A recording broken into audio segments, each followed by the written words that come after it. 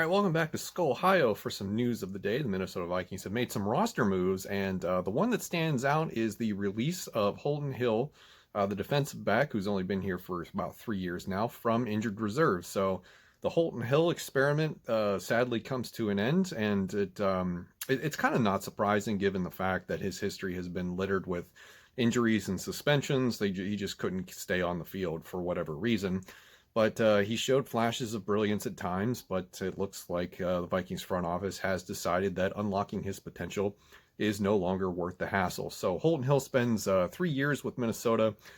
He last played in week 4 against Houston, but that was when he injured his foot, which sent him to injured reserve.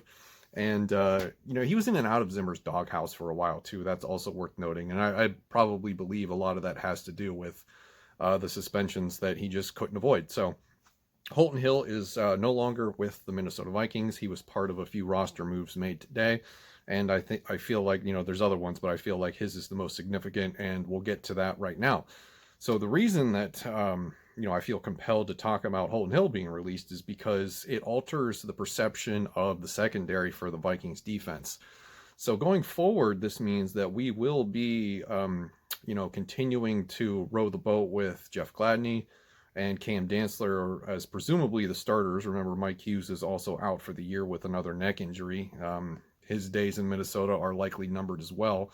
And then we have Chris Boyd, who's been a anti-favorite for the last month, if you will, for reasons that we'll talk about here in a second. We also have Jones, the guy that we got off of, I believe it was waivers or free agency. I don't remember how exactly we got him. It's been a couple weeks since I remember that story. And so the secondary, not very great. Just struggle bus, if you will. So, but Cam Dantzler had, his breakout game last week. He just needs to stay healthy. And Jeff Gladney has gotten a little better each and every week. So I'm not too concerned about the starters. What I am concerned about now is depth, because this signals that Chris Boyd likely will remain on this team throughout the season unless they can find another cornerback, which at this point in the year I don't think is really worth the effort, because to bring in somebody who's either just signed off the street or, to swipe somebody from a practice squad and have them try to learn this defense in order to see any sort of significant playing time outside of just maybe replacing Chris Boyd on special teams, I don't think that's going to happen. I think what we have now is what we're going to stick with, barring some other injury that causes somebody to miss significant time or the rest of the year. And getting, the addition, the other piece of that is that Chris Boyd likely stays now. Like, I've been saying that he needs to be released, or he just needs to go, or he needs to have his role significantly reduced. But I think now, with Holtin Hill out of the picture, that more or less secures him a roster spot, at least for the rest of the season. So we're going to see Chris Boyd more often than not. And, the front office must believe that what they have now is manageable for the rest of the year if they were willing to just let Holtin Hill go to the waivers. Because I don't know if that's a decision that was easy to make. I'm sure once the media gets a hold of Mike Zimmer and whoever else might have been involved in that decision, I don't know if we'll get to hear from Rick Spielman on this or not.